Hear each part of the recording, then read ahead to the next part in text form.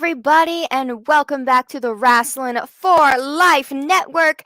I am LJ Lyra Joe, and this is your daily wrestling news. But first, you all know what comes first on this show.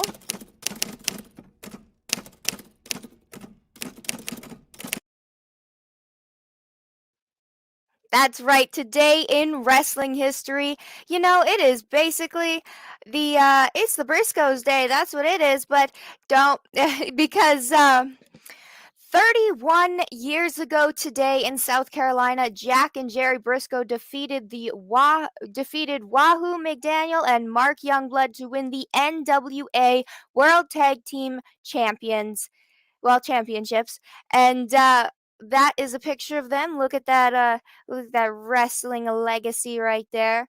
And just just 4 years ago today, another young Briscoe brothers, no relation. I checked it. No relation, unfortunately. 4 years ago today, Ring of Honor stars Mark and Jay Briscoe, again, no relation, it's sad, defeated Roderick Strong and Kings of Wrestling to become those ROH World Tag Team Champions. So, I think even if you aren't related, that Briscoe name is going to be legendary, and I think they are definitely living up to that, because if the originals were tough as nails, oh, jeez, these guys are tougher than nails. I don't know about anybody who was watching over the weekend, but we did, on this wonderful channel, we did do a watch along of the match of Super Card of Honor with the Briscoe brothers and FTR. And if you haven't seen it, you should really go watch it, because, in my opinion, it is a contender for match of the year. Like, that is a match and a half. So please go watch it. That is fantastic. But now, after we are done with the wonderful history of wrestling, we move on to the news. And the first up is Mr. AJ Styles, and there was a few speculation yesterday as to why he came out and he was already a little banged up when he made his Wrestlemania appearance. Um, yeah, he already had this little blood on his cheek. People couldn't tell if it was like an accident, a pimple pop, maybe he got jumped backstage in an angle that we just didn't see. The announcers did not say what caused the blood. And Brian Alvarez did tweet out that it was a quote unquote pyro accident. So apparently the pyro was set too close to him. Except there has been an update. Fans in attendance say that it looks like Styles hit his face on the star just before he walked out on stage. It was not pyro. It was all those sharp cornered stars that they had all around the giant stadium with a whole bunch of big pointy stars, because Wrestlemania. So he just walked into one, got a little bump, and kept going. So Brian Alvarez was unfortunately mistaken. It was not pyro. It was, from the fans there, they said it was just the props of all the stars. But yeah, he also had a very good match again. Go watch it, or at least go watch our review of it, because we were doing a marathon of a watch along, starting from last Thursday all the way to yesterday. So if you're in need of wrestling content to cover what was going on this weekend, we have it. But on to our next story. That is right, Raven here. Former WWE, ECW, and TNA star Raven is undergoing knee replacement surgery, and he announced it on Twitter that he underwent knee replacement surgery, and he had a message accompanied by this picture saying, "Sorry for the delay with last week's episode of the Raven Effect podcast. We may be delayed a hair this week as well, but we should have it out sometime Monday. Also, I should be back as well. Sorry for being out, but after my knee replacement surgery, I was whining like a little bitch." And you know what, Raven? You've already conquered, the hardcore wrestling. So I think having a knee replacement, I think you're allowed to whine. I think you're good. You're good. Just get the more cat hair out of my glasses there. Okay. But yeah, I think I think Raven is, I think it's okay. You heal up, sir. And he's already like, he doesn't want to whine. Sir, you just got a knee replacement surgery. It's okay. You can whine a little bit. It's cool. It's good. You're already trying to get back on your podcast, so you're already grinding even fresh out of surgery. So props to you, 100%. Everybody put some love down in the comments for Raven. So, our next story is about Mr. Rhodes. Yeah, so Cody has given quite quite a few interviews, a few backstage segments. So I kind of wrapped them all up into one little bit here just to so everybody can get the gist of what he's been saying. He did provide some insight on the Nightmare Factory status and update on since he has moved over to a completely separate company. He says that he revealed it has never been attached to just one company. Instead, he wants it to be a fast track, teach people how to make money from the business. He made it clear it is staying open moving forwards. Well, I don't know about any other fans, but from 2019 to literally now, Cody hasn't really talked much about money and a lot of the Nightmare Factory he met Fuego through and Kylan King and uh 10 Preston Vince Preston Vince 10 The Dark Order's 10. Yeah, Dark Order's 10. Yeah, but um it's just very jarring to me after seeing years of behind the scenes footage of him having so much fun with the Friend Olympics and Sammy Guevara and Fuego and the Young Bucks and everybody, and now I'm not really sure. Um Money seems to definitely be the main contributing factor. And I don't mean to bring everybody down. I'm just trying to report the news and also digest it at the same time.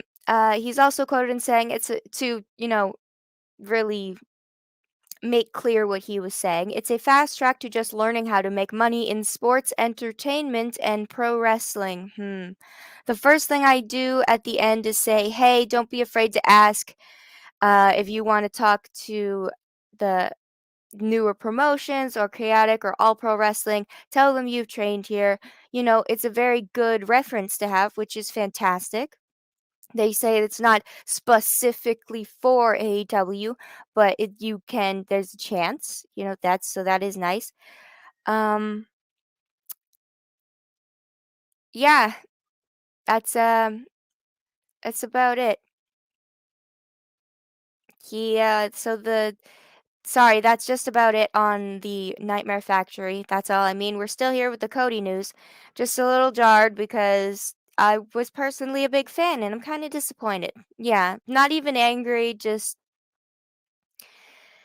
disappointed that I was worked over all that time thinking that he was an actual, non-greedy person, but we're all wrong once in a while.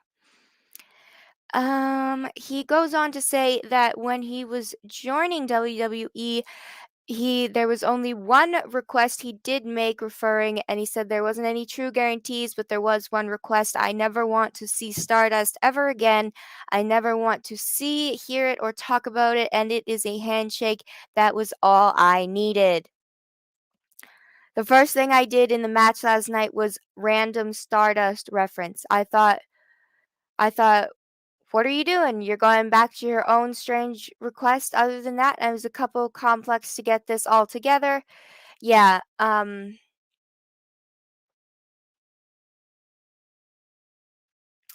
yep. He goes on to talk about scheduling, leveraging, and discrediting. So I'm also saying that it's somehow a healthy thing. I'm not really sure. To each his own, sir. You do whatever floats your boat. Um, yeah. Can't wait to sell your action figure in a few years. Build up a little bit of that money. So anyway, on to our next bit of news that's a little bit more it's still not great, but well, yes, it is great. Other than like it's a half and half. Part of it, yes, Roman Reigns was injured yesterday. He has a severe, well, not severe, but they're looking at it with the WWE doctors in his arm, and you could kind of see it yesterday when he was holding up the titles. He couldn't really get this arm up really far, like this one totally up. This one was like half, and then he pushed it. And you could see the pain on his face. So I hope he is doing okay, but WWE has some of the best doctors, so I'm sure he will be. But on the, more positive side of news about Roman Reigns was that he has surpassed one of The Rock's WWE milestones. As pointed out on Twitter, the Reigns has surpassed The Rock, John Cena, Lesnar, and Shawn Michaels on a list of working the most Wrestlemania events. Reigns has now headlined the show 6 times. Hulk Hogan holds the record for 8. So hey, he's already going to be at 7 for next year. We know Hollywood is coming, and we know that Roman Reigns is going to be there. So he's encroaching on, he's just little getting up there for Hulk Hogan's record, too. And on to our last story that is just, a bit of fun, bit of happiness right here. Yesterday, if you're not aware, during Wrestlemania, Mr. Vince McMahon fought. I'm still convinced it was part of a fever dream, but it's not. I really, it's not. It's real. Uh, good on him. Although he did end up taking a stunner from Stone Cold that looked like the saddest stunner anybody has ever taken ever. That is the absolute only way I can say that. Is he I don't know how you botch that so bad, but he did, and to the point that not only was Mr. McFoley laughing, but he was laughing so hard that his child actually recorded him laughing. There's no sound because I'm not going to try to fight with that right now, but this was Mr. McFoley's reaction after Vince took that botch of a stunner. Yeah. So I thought that would brighten up everybody's day,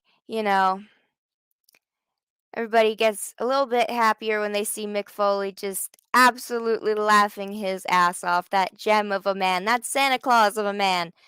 Not kidding, he's Santa Claus like most days.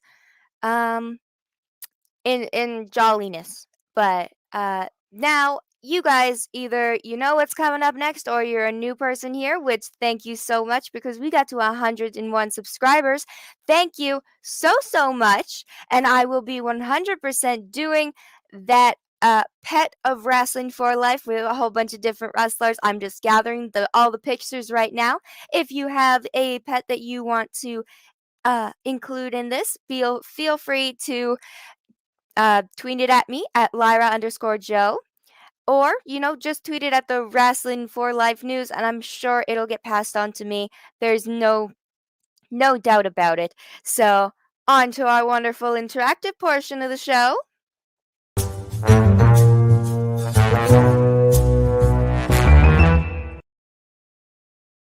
That's right.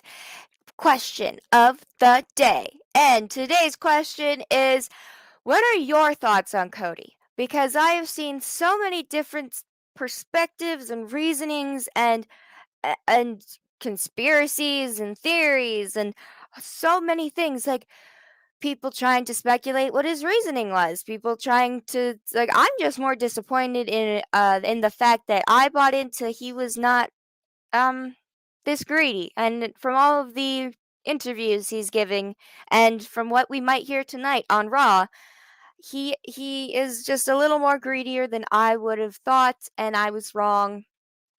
I'll be sure not to waste my money next time.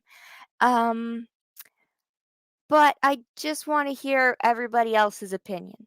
Please tell me if this. I understand people are big fans of Cody, and there are a lot of people really happy to see him in WWE. So please, I'm not afraid to be told that I'm wrong or that you have a difference of opinion. We are very open to opinions here. We're not going to Will Smith you. If you got a good joke, say your good joke. If you got a good opinion, say your opinion. Even if it's a hot take, that's totally fine. Just put it down in the comments and we are all good. We'll probably reply to it, probably like it, and start a discussion. Why not? So, I would absolutely love it if everybody, or at least some people, could tell me what their opinion on Cody is, because I'm just lost. I'm so lost. I had so much faith, and now I don't know where I don't. Okay. I'll stick to my face paint crew because they're just I like the face paint crew. Mhm. Mhm. But now we are all done with the news, but this is still the Wrasslin for Life Network, and be sure to subscribe, ring that bell, and hit the like button because we appreciate all of that, especially just all of us, especially after that really long marathon of watch alongs. We really appreciate the 100 subscribers. It means so much to us that all of our hard work is paying off, and it, we appreciate it immensely. I don't know how many times I could say that or how many different ways. I might have a big vocabulary, but you might get annoyed with me just repeating it. So, thank you again. I have been LJ, and I will see you guys next time with your daily wrestling news.